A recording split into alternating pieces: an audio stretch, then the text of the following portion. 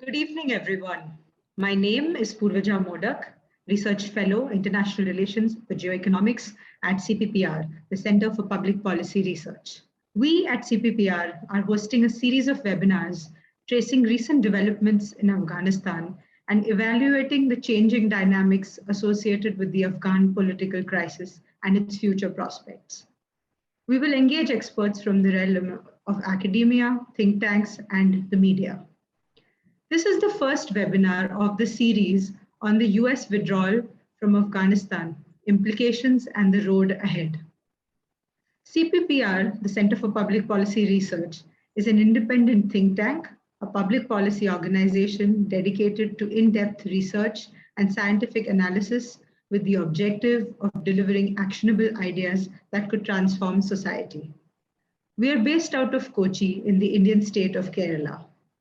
Our engagement in public policy that began in 2004 has initiated open dialogue, policy changes, and institutional transformation in the areas of urban reform, livelihood, education, health, governance, law, international relations, and security. We also have a training and development arm called CPPR Academy. You can find all the content related to this webinar series on our website, www.cppr.in, and on our social media accounts. If you would like to tweet about our webinar, please use hashtag CPPR webinar and tag the Twitter handle @CPPR India. You can tag our speakers for the day as well. So before we begin our discussion on this very interesting topic, I would like to extend a warm welcome to all the participants who have logged in today from across the world. We look forward to engaging with you to enrich today's discussions. To put in your questions to our speaker, you can add them in the chat box below, and the host will pose your questions to the speaker. With this, I'd like to introduce the host and speaker for the day, Dr. Shelley Johnny and Ambassador T.P. Srinivasan. Dr. Shelley Johnny is an assistant professor for political science at the St. Aloysius College, Thrissur, Kerala. He has held research positions at the Center for Air Power Studies, New Delhi, which is a think tank of the Indian Air Force, and the Institute for Defense Studies and Analysis, IDSA, again New Delhi, which is under the Ministry of Defense, Government of India. His research interests include contemporary West Asia with a special emphasis on the Arab Gulf states, Iran, Iraq, the Hezbollah, and the Afghan region. Within these regions, the focus of his research is on the nature and development of ongoing conflicts in the regions and the overall security and terrorism-related aspects in these regions. His other research interests include the nature of material and cultural exchanges between West Asia and South Asia in the early historical period through overland and maritime routes. He is a senior fellow for West Asian and Security Studies with CPPR. The speaker for the day is Ambassador T.P. Srinivasan. He is a former ambassador and the permanent representative of India to the United Nations, Vienna, and the Governor for India of the International Atomic Energy Agency in Vienna. His previous postings were as India's ambassador to Austria and Slovenia, the Deputy Chief of Mission in the Embassy of India in Washington, the High Commissioner of India to Kenya, and the permanent representative of India to the United Nations in Nairobi. Well, the list goes on and on. So I'll bring you to his post-retirement engagements. He was a member of the National Security Advisory Board of the Government of India and was the vice chairman and executive head of the Kerala State Higher Education Council with the rank of vice chancellor. He is an advisor with CPPR. A warm welcome to you both, and over to you, Dr. Shelley. So today we have gathered here to discuss a very important development that has occurred in Afghanistan, which is basically the rapid collapse of the Afghan government and the Afghan armed forces, and the takeover of almost the whole of Afghanistan by the Taliban in the wake of the withdrawal of US troops after more than 20 years. And these developments have widespread implications for international and regional politics, apart from consequences for India itself. So today, Ambassador T.P. Srinivasan will be sharing his thoughts on these very major developments with far-reaching implications. So I invite you, sir, to share your views on these developments. Thank you, Dr. Lidon, Dr. Dhanuraj, Raja, other colleagues in the CPPR, and distinguished participants. I think this is a very timely initiative for CPPR to discuss the developments in Afghanistan. Even though I'm not sure that there is any shortage of discussions and information on the subject. In fact, at one point, not very long ago, I wrote a piece simply to say that I'm fatigued with Afghanistan information. But again, information just came to us in various ways, some accurate, some inaccurate, but mostly speculative.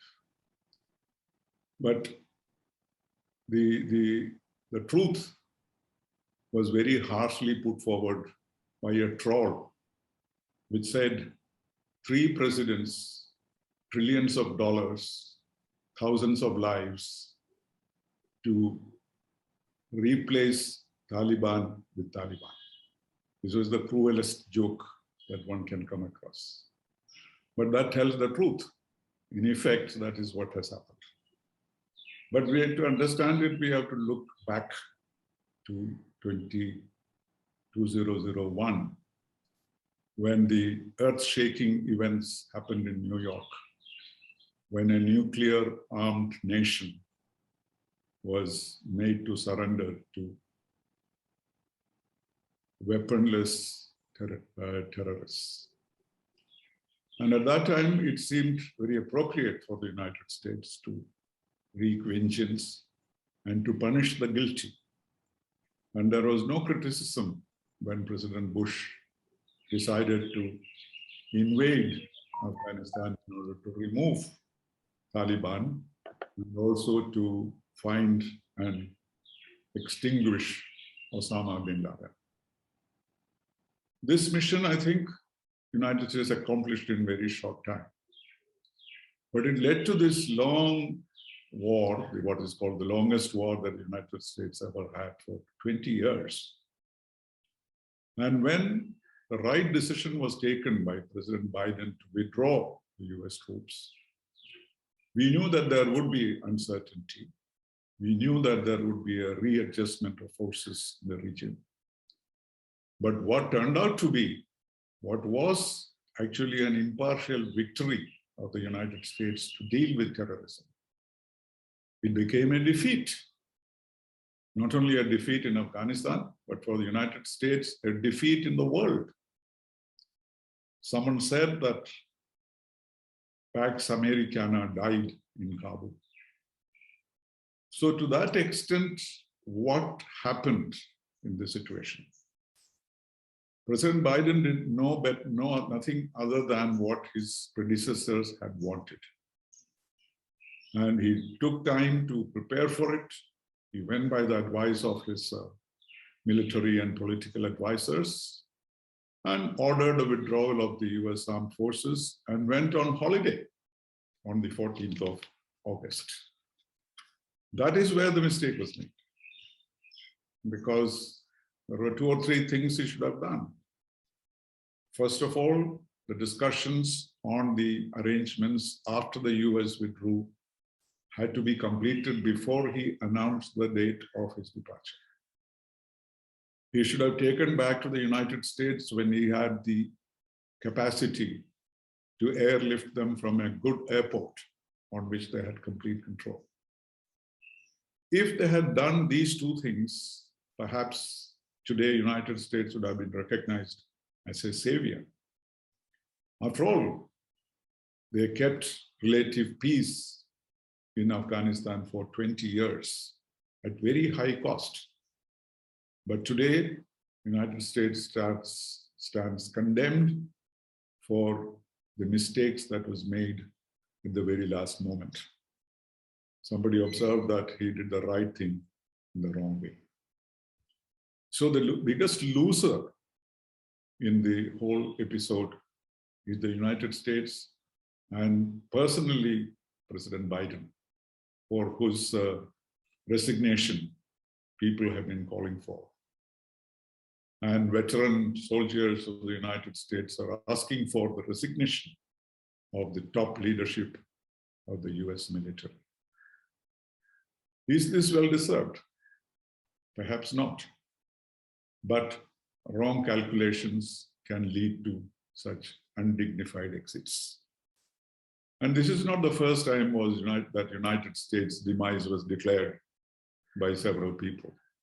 It happened at the time of Vietnam. It happened at the time of the 9/11. It happened at the time of the breakout of the pandemic. On each occasion, people said, well, this is it. This is the end. And people have been writing books about post-American world for some years now. But America still remains the strongest and most powerful nation in the world. And I have no doubt that it will recover. So as far as the United States is concerned, there's a lot of face, a lot of loss of face, money, lives, and a bad reputation. But it will not be affected in a fundamental way by what is happening in Afghanistan.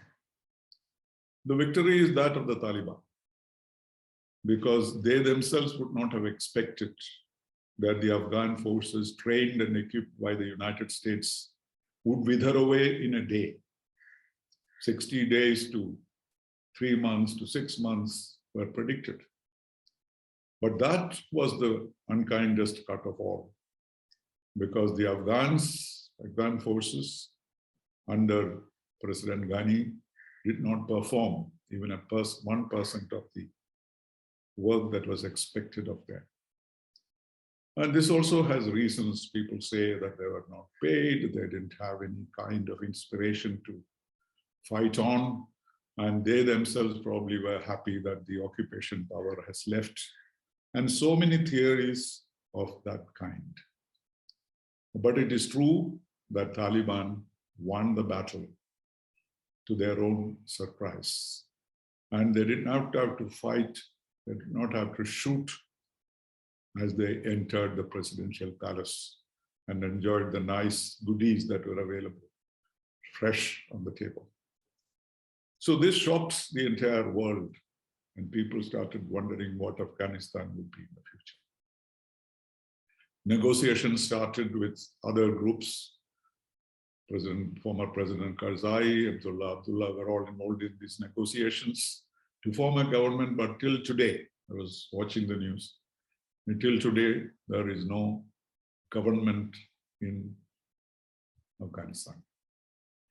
The chaos that took place at the airport, etc., were related to those people who were expecting to be airlifted out of Afghanistan.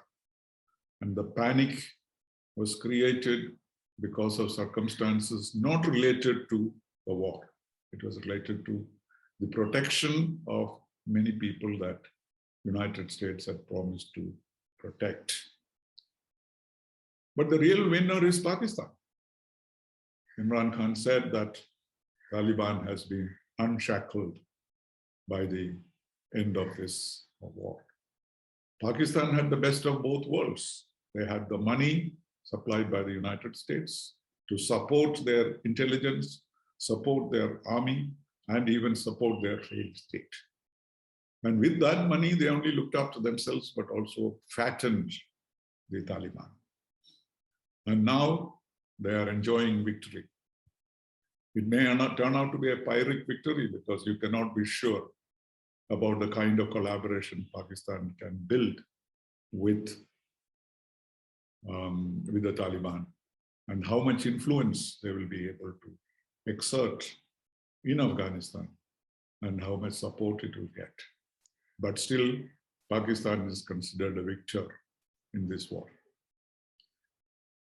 China, of course, is very happy, not because they want to step in, they don't want to be another empire to be destroyed in Afghanistan, but they will carefully take their steps in order to step into this vacuum and energize their Belt and Road Initiative, which had a little gap in Afghanistan. And this is a godsend moment for them to tie up with the Pakistan-BRI initiative. Hello, I think there's been... going aside from India and then going into to Central Asia and other places. So what we are seeing is a China, Pakistan, Taliban axis, which would create the biggest problems for India. Russia should have looked at it with suspicion, circumstances, but the circumstances were such that Russia is now thinking they can work with the Taliban rather than with anyone else. Iran, which should have been shocked by what happened because they have interests in the Shias in northern territories, but still they have also perhaps tactically to see the defeat of the United States. Iran also now appears to be getting close to the Taliban, depending on, of course, their policies. And Taliban has now two faces. On the one side, they are saying that they are going to be reasonable, they want to be friendly with countries, they want to be friendly even with India, and they want to be a peaceful state. They will, of course, rule under Sharia law, but all other freedoms will be assured. A Taliban 2.0. But there is a Taliban 1.0 behind it, and nobody knows what will happen to that. And all the other terrorist networks like Afghani network and various other terrorist groups which have been identified by the United Nations will be in play. And so China will make economic use of it. They have their eyes on the mineral deposits of Afghanistan. They have their eyes on the Belt and Road Initiative, which would give them immense opportunities to operate and support Afghan people. And therefore, they will also be able to counter India. The reasonableness that they have shown at the time of the disengagement may harden, and China may not disengage very easily now that they have caught India in this kind of a confused state. And the biggest problem for us will be Jammu and Kashmir, where the terrorist groups freed from Taliban will have a wonderful time. And like it happened in the previous time when Taliban was there, we would have to face the situation of increased agitation, infiltration, and terrorist activities in Jammu and Kashmir. So all this points to the fact that the country which is going to be worst affected by these whole events is India. India was leaning towards the United States in the context of China. Now people are urging India not to do that because in the present context, United States may not be able to come to India's help if it becomes necessary. So what do we do? Our immediate problem is to bring back all the Indians and also our friendly Afghans who want to come to India. Second, our interest is to revive our humanitarian activities in Afghanistan. The investments that we made, the most symbolic investment being in building a parliament house for Afghanistan as a kind of seat for the democracy that we expect to usher into Afghanistan. So that is our second interest. Our third interest to see that terrorism does not become the order of the day in this particular region and as well as in the other regions. Some of the terrorist groups are talking about including Jammu and Kashmir in the new emirate or new caliphate that they want to establish. So that is our other concern. So on the whole, India has a lot to do. And at the moment, there is nothing much we can do except to wait and see how things evolve in Afghanistan. Once a government is formed and their policies are told to us, then we would be able to take a position in consultation, certainly, with the others. But the fact that both Russia and China abstained on the vote in the Security Council on the subject which was, when it was chaired by India, is not a good omen. So we need to bring them along into this game and try and see whether a consensus can be reached. We have started a dialogue with Taliban. In fact, a Taliban leader visited our ambassador in Doha the other day, setting off a new interaction. But both sides will be cautious because of the past. There have been criticism that India did not start the dialogue with Taliban before. But did they want a dialogue? Were they willing to have a dialogue? Would Pakistan have allowed them to do so? Pakistan had religiously kept India out of all the negotiations in the United Nations, right from the days it started when I was in New York. We asked repeatedly the United Nations, how come India is not in this contact group? And we were told that you don't have a common border with Afghanistan, forgetting that POK is Indian territory, even though in dispute. So we were never there in any of these consultations. We were a kind of Banco's ghost in all these discussions and deliberations. But people kept us informed, and we did not fail in that.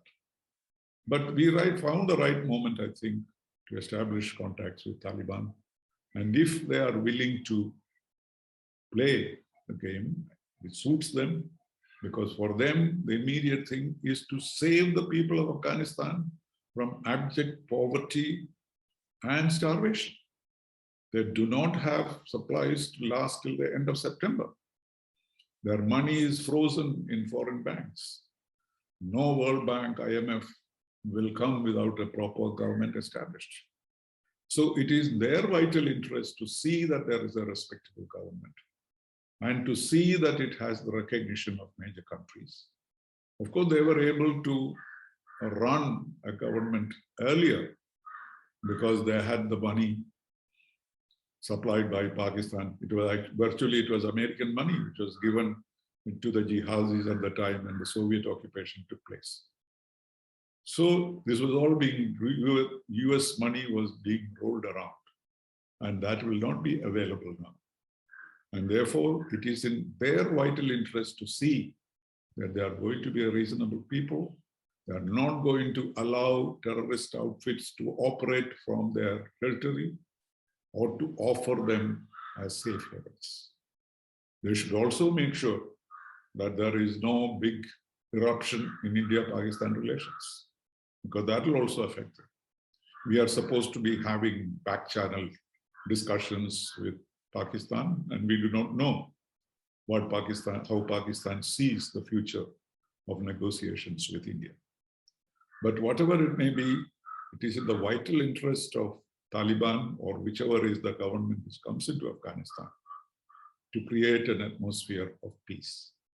In that, India will be more happy than collaborate, because we have no immediate objective to gain from Afghanistan.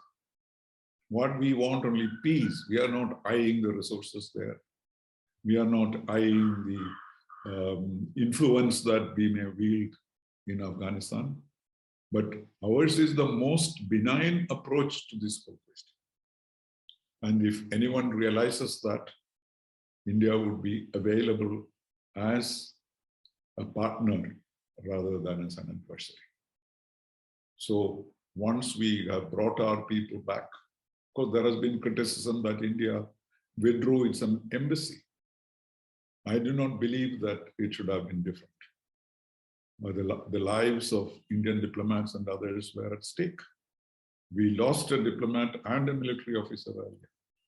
And what guarantees could we have for keeping an embassy open in these circumstances? Yes, we were offered guarantees, but by whom? And what was the guarantee that we will not be hurt? And therefore, it was the right thing. But the ambassador remains ambassador. He is only working from home, like during the Corona season. He's still working on Afghanistan. And that should take no time. We are very close to each other to put him back in place, provided the atmosphere is created. Because we have not lost anything by withdrawing the embassy. But the atmosphere has to be better, and the trust, the mutual trust has to be established. My effort was not to bring in too much of information into this discussion. In fact, somebody was given a book and told to evaluate it. The wise man said, "I'm glad to see that you have not contributed to you have not entirely contributed to the nonsense being written on this subject." So that's what I've tried. I've not tried to contribute to the nonsense that has been said in various quarters, only to very briefly summarize the situation with regard to the United States, with regard to Pakistan, China, Iran, Russia, and India. I think we can have more discussions as we go along. Thank you very much for this opportunity. Thank you very much, sir. It was quite interesting. You covered the range of the various aspects of this debacle in Afghanistan. So the first question that I would like to just raise at this point is, the very withdrawal of the United States was decided, especially keeping in mind the anniversary of the September 11 attacks in 2001. And the attempt was to make sure that the withdrawal would take place before the month of September. So is it a sign of the American leadership? I mean, what has impacted upon the entire occupation of Afghanistan, where often they are not in tune with the ground level situation in Afghanistan while taking certain major decisions like these, but wasn't more in tune with the domestic situation in the United States, rather than trying to understand what was the ground level situation in Afghanistan and what should be done to ensure a more orderly withdrawal from Afghanistan, as you rightly mentioned, about trying to secure the Kabul airport, the international airport, and trying to ensure a more orderly withdrawal from Afghanistan, which would not appear to be seen as a defeat after 20 years of occupation. So does this incident reflect the overall American political view towards the occupation in Afghanistan, the kind of objectives that were supposed to be attained in Afghanistan, and what has gone wrong with regard to the situation from the American objectives in Afghanistan? That is one question that I wanted to. Yes, I think I touched upon that they did the right thing in the wrong way is a good assessment. But there was no pressure from the American people either way on the president. That I think you should know. Nobody was clamoring, like in Vietnam, people were clamoring for American troops to come back. That we didn't see in the United States. They saw that it was a process which was coming, and there was no pressure right from Prime Minister Barack Obama's days that the government must do something. And we didn't see that. There was no public opinion. Of course, the coronavirus was there, and so the focus was not on that. And therefore, there was no pressure on Biden. What he did was simply to follow the procedures initiated by others. But where the problem arose was their lack of understanding of the mood of the Afghan people who were supporting the Americans during the occupation. They did not realize that they will die, for preserving what the Americans had done. So they found that the occupation forces are going, and they found some relief. And they did not feel the need, having been through a Taliban administration earlier, to kill themselves in order to save the country from Taliban. And so, as I said, there are two things they could have done. The president could have insisted that this withdrawal will take place only after concluding, not the 19th February, agreement in 2019, which was neither here nor there.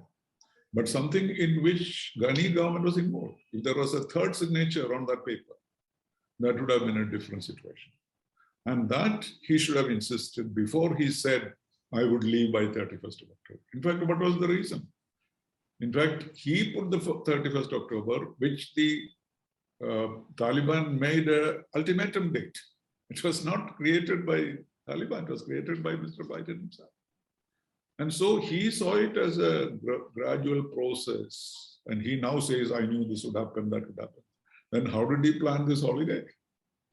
So, and his two generals, the secretary as well as the chief of the army, made certain statements. If you read that, you can see that they had misread the situation.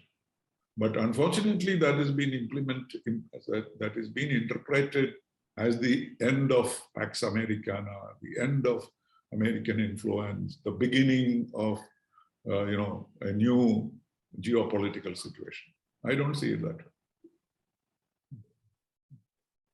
So actually, with regard to the now India's options with regard to the situation in Afghanistan, because in the last time when Taliban was in power in Afghanistan, we used to provide support to the Northern Alliance in terms of aid and material support and so on.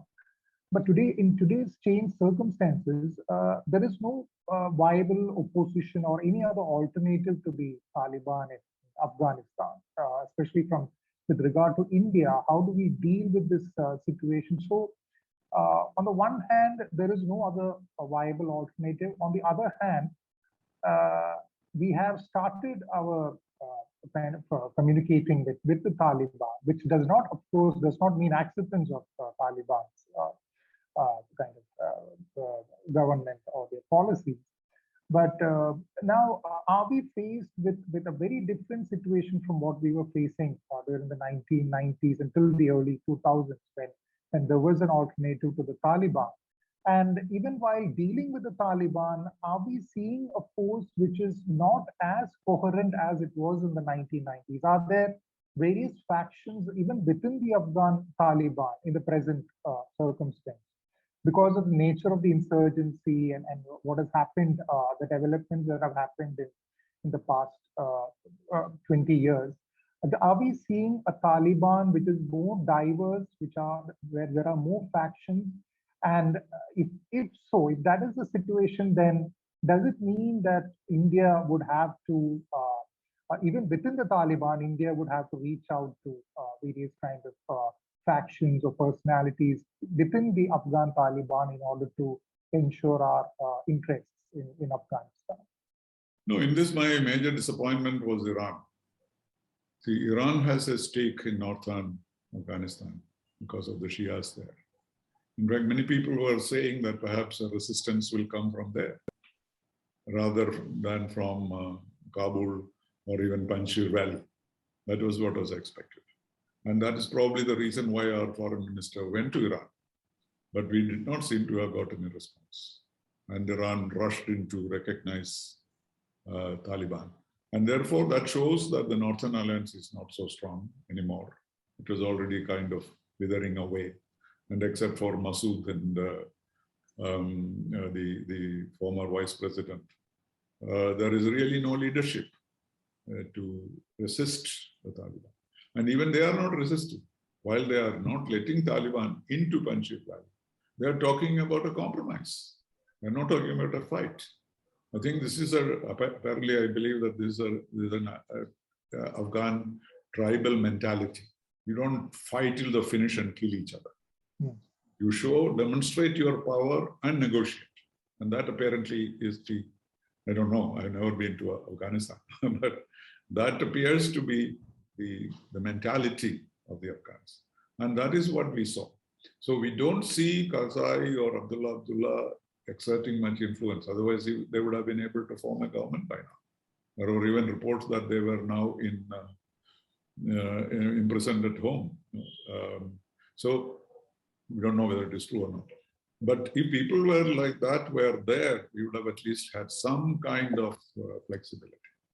But now, the 20 years is a long time, and many things have happened about which we don't know. what is the attitude of the younger people who were born in the last 20 years? How do they see Taliban? I believe during the American occupation, there were several provinces where Taliban was running the justice system. And the local people had accepted it because they were just and they were not corrupted like the Kabul government. They didn't have as much money as the Kabul government had or American support. And they, like the IS, you may remember when IS was occupying certain places, the people were very happy with IS. The rest of the world were clamoring, but you see those, I don't know whether those videos were true or not, but people were worshipping the IS administrators. And of course, now they have been overthrown. So similar kind of this so-called Stockholm syndrome may have operated. And there may be people who are willing to accept. And that's probably why Taliban is talking in two tones and trying to find something which is acceptable to everybody. So I don't think we are going to be in a resistance movement of any kind, whether openly or we normally don't do anything surreptitiously. And therefore, I would think that we will have to adjust ourselves to whoever is in power in Afghanistan. And as I said, we have no immediate objectives or an immediate reason to accomplish something. It's our concern is about the trends in the region and our keenness to see that they don't affect our vital interests and the region as a something that we can observe about when the Taliban last came to power in Afghanistan was the absence of elements like the Tehreek-e-Taliban Pakistan, that is the Pakistani Taliban, and the Islamic State of Khorasan, and these kind of elements.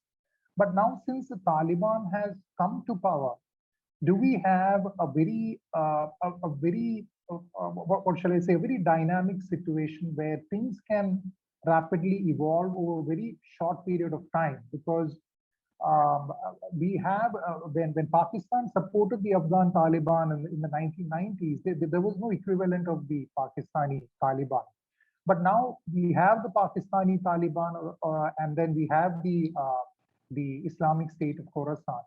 So is there, does it mean that since Taliban has come to power in Afghanistan right now, does it mean that it has certain consequences or consequences both for Pakistan and the Afghan Taliban in terms of developments over which they might not have complete control over what might happen next in Afghanistan and in Pakistan in the same way that they used to have in the 1990s? Frankly, we don't know. I don't know whether the government of India knows, but I don't know how many of these outfits are operating, whether they have become stronger in the last 20 years.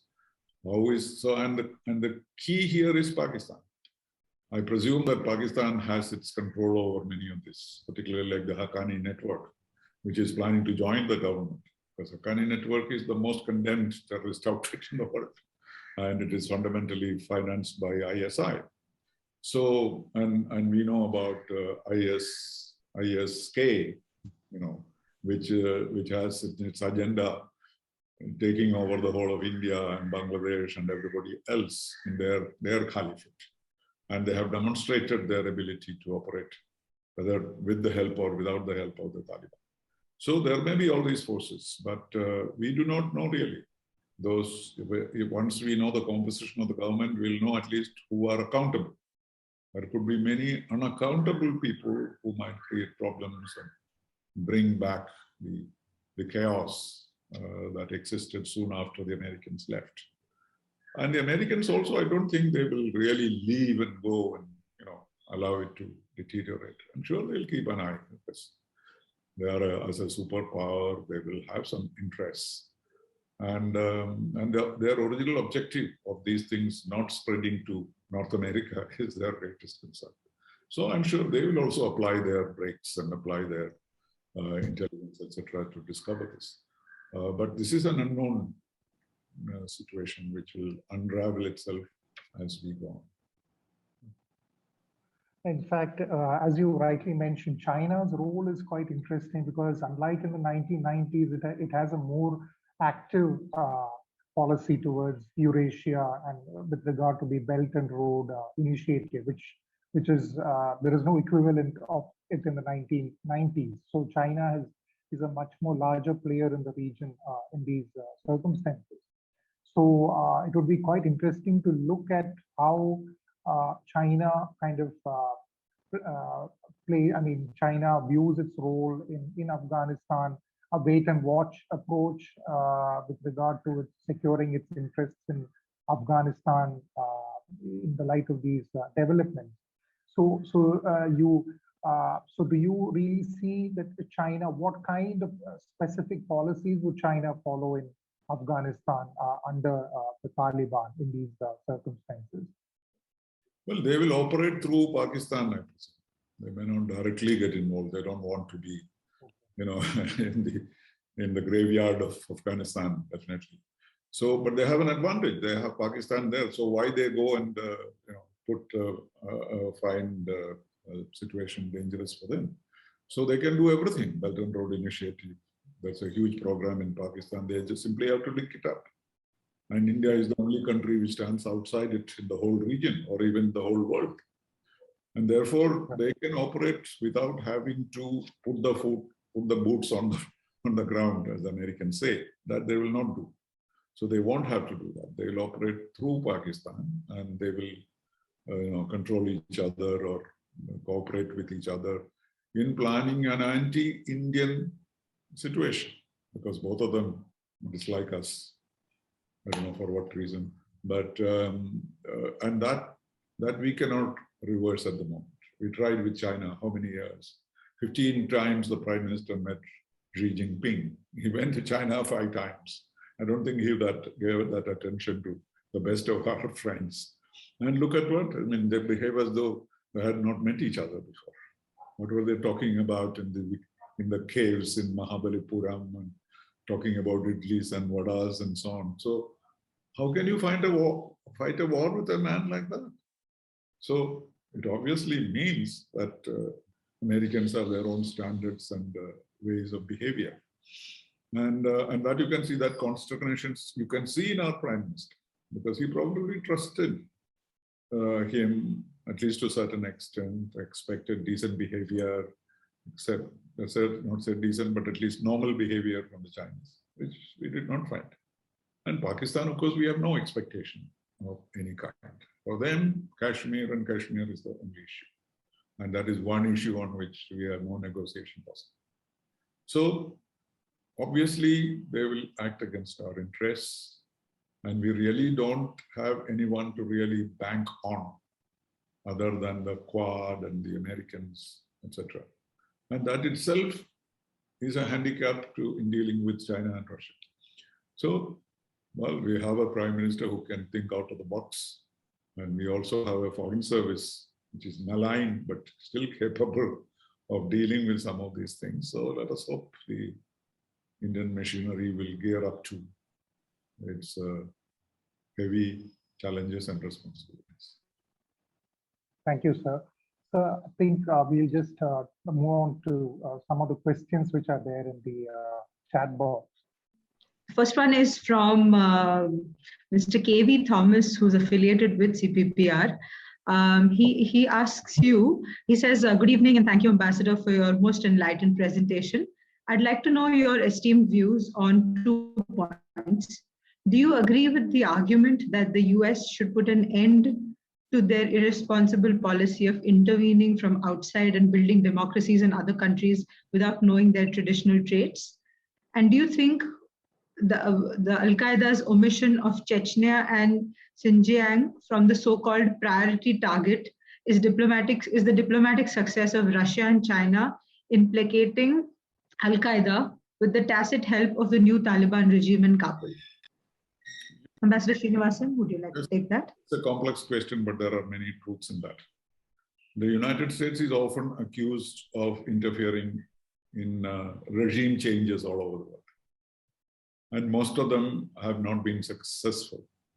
So it is really necessary for the United States to look at their policy of this regime change at great cost to themselves and how much they have gained. Look at even the Jasmine Revolution. Many governments are overthrown. All this happened, but how much did the Americans win from it? It was finally Egypt which went back to a despotic rule, which is helping US more than any other revolutionary governments which came to power.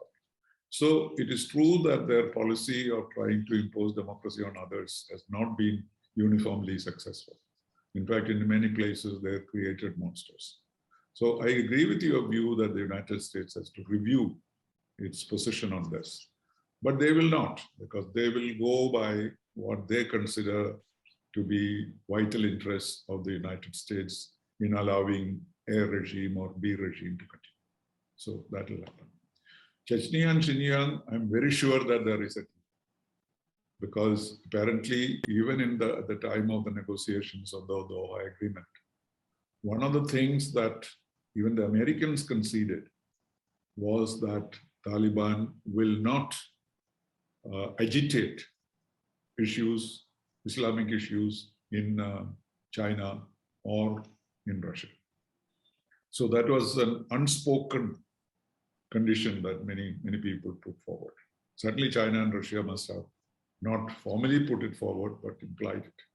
And that is the gain that both countries are seeing in the development in Afghanistan. So it's not beyond Russia and China to have negotiated this, because for China, Xinjiang is a big headache.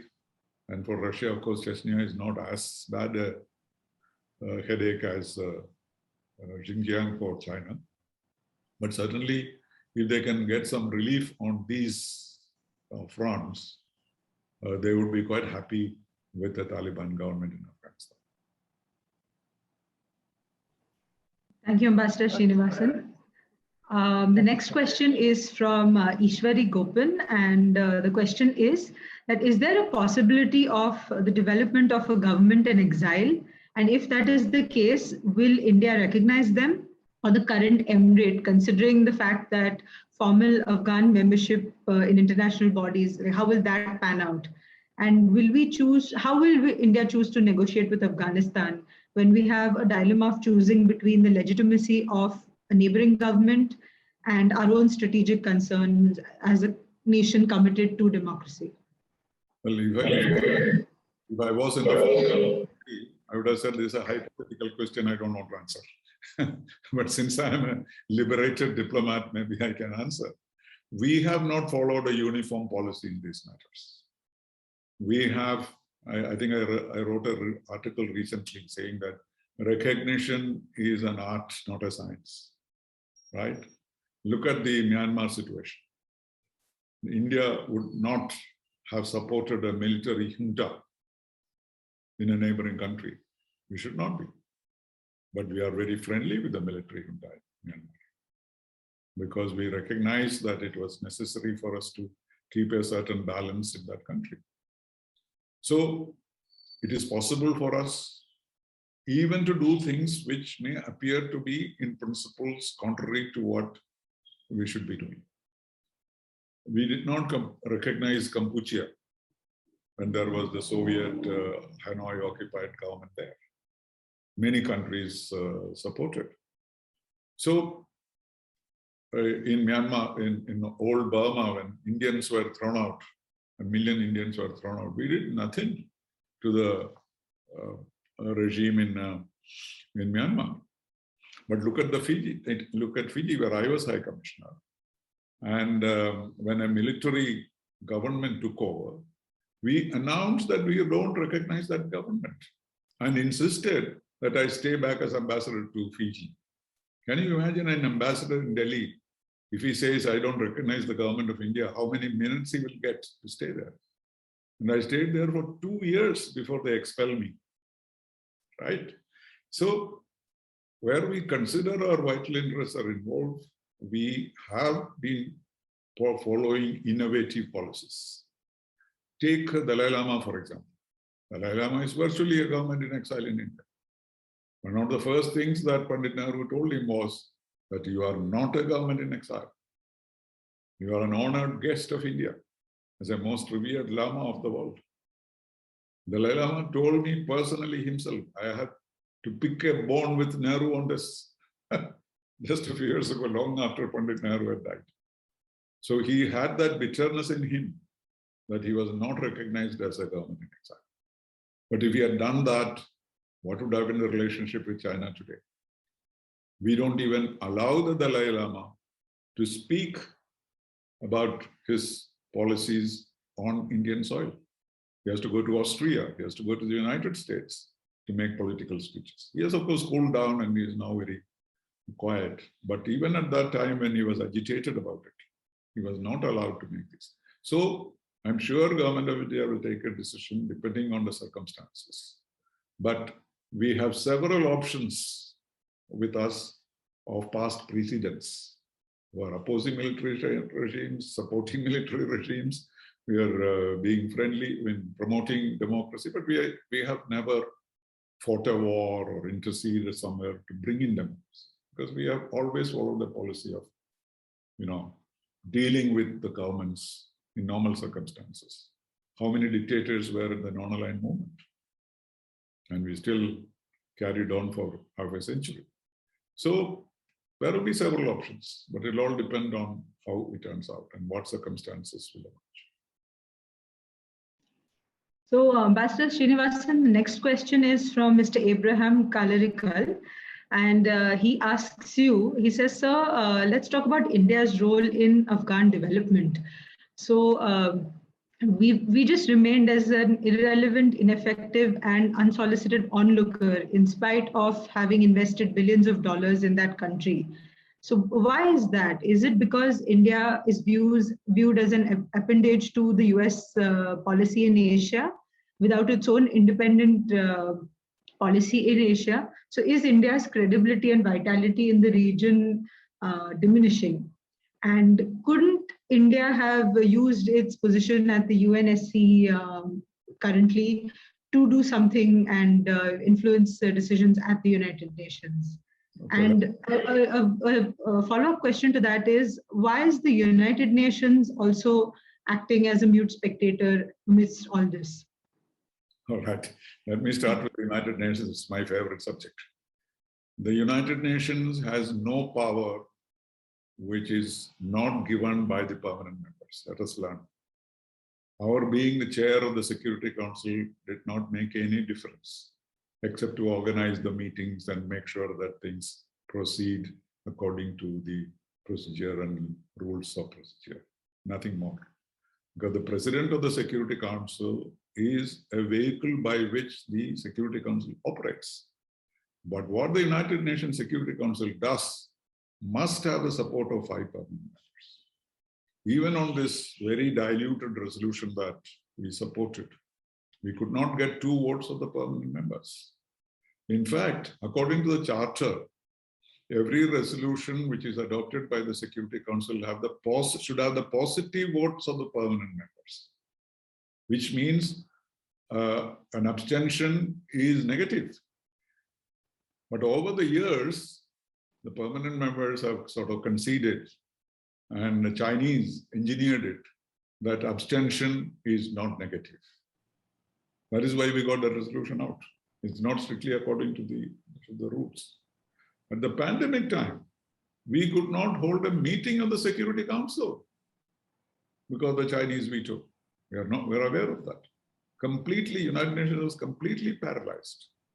So if you have any expectation that the United Nations will do something, that is futile, because what United Nations can do is the lowest denominator of the membership of the Council, particularly the permanent members. So they may agree to humanitarian assistance. They may agree some kind of a peacekeeping force to keep the fighting parties apart. These are the kind of things that the United Nations does. But only one time in recent history has the United Nations fought a war, and that was in Iraq. That was because there was unanimity among the permanent members. So that is out of the way.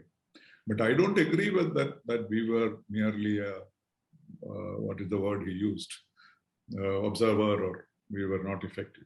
But how are we able to sustain our development activities there? You may say because of the American umbrella. That is true, because the moment the American umbrella was folded, we left. But at the same time, we have proved to the world that even when there is a risky situation, when all that we do would be wasted or thrown away or blown up, we still showed our attachment to the people of Afghanistan. We gave them schools, hospitals, a parliament, and in very adverse circumstances. It was not very easy for our people to operate there. I used to hold the view that this should not be done. I used to say that let us wait. What is the point in throwing good money into a situation which is bound to collapse? That was my personal view. But that was not the view of the government of India. The government of India wanted to be relevant to the people of Afghanistan, wanted to show its magnanimity and Vasudhaiva Kudambakam idea. And to that extent, we were fine. Purvaja, I think I'll just take up two questions. Sure, Shelly, sir. Yes, Shelly, sir, go ahead.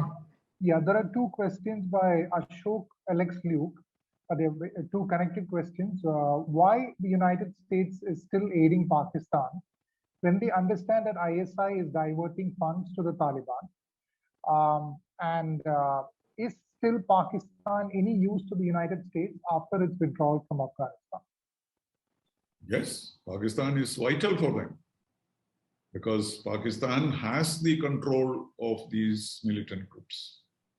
You know, remember that famous conversation which leaked when Pervez Musharraf said to his general, or the generals told Pervez Musharraf, you give me a command, I can stop this operation in a second. He's talking about terrorist operations. So they have their eyes on the necks of these terrorists. And therefore, United States needs Pakistan and they will continue to support them. They don't not only continue to support financial or the economic situation, but also the army and the intelligence agencies. I heard somebody, of course, she was a very rightist,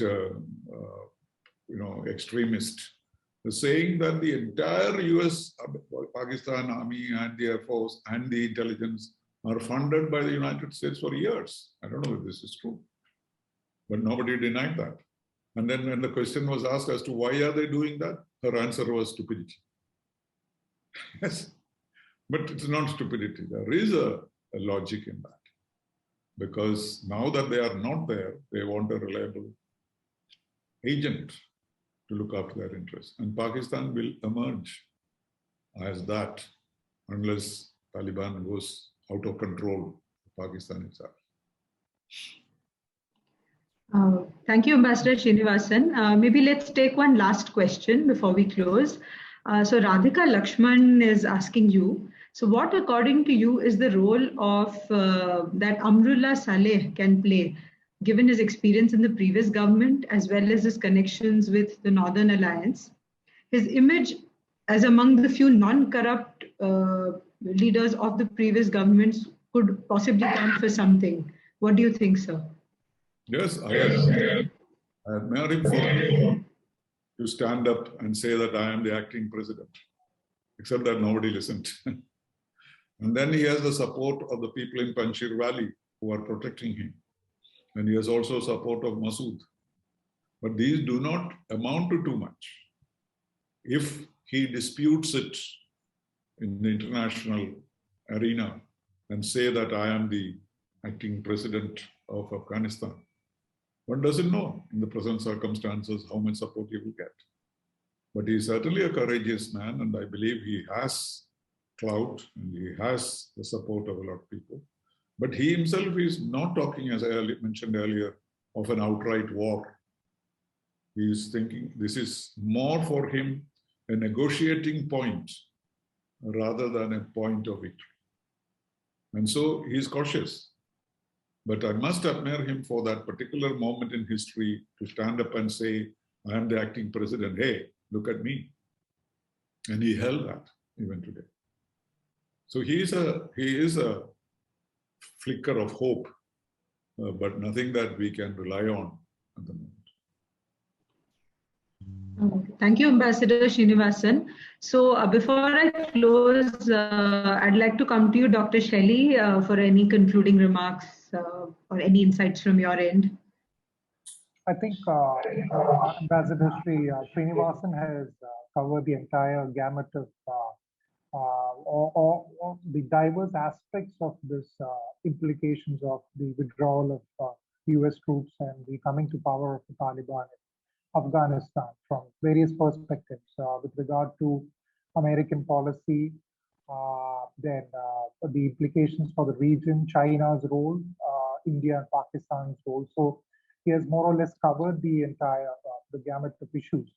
And yet it has been kept very precise without going into too many details, which is far more profitable for those who are attending this webinar in order to understand very clearly about what is really going on at the ground level. So I think this webinar has been very fruitful, and this is just the beginning of a series of engagements that CPPR would be conducting with regard to what is happening in Afghanistan. So thank you very much, sir, for your presentation and sharing your very valuable thoughts on this issue. And so with that, I conclude my words. Thank you. Thank you, Shelley. Thank you, Purvaja. Thank you, Dr. Dhanuraj, for this opportunity. Thank you, Ambassador Srinivasan and Dr. Shelley, for so many interesting insights on the developments in the region and for helping us particularly conceptualize this webinar series. I'd like to thank all the participants for logging in and for listening so intently and for your exciting and interesting questions. I'd also like to thank our organizing team at CPPR. A special shout out to Winnie for brainstorming and conceptualizing this webinar series, to Joseph, Neetu, Shri Arvind and Rajesh for pulling this event together, to Dawson Sir, Paul and our chairman, Dr. T. Dhanuraj, for your insights and guidance as we conceptualized and prepared for this webinar. With this, I'd like to formally close today's proceedings. We will be back soon for the second webinar of the series. The date, topic, and speakers will be announced on our social media pages shortly. Good evening and goodbye, everybody.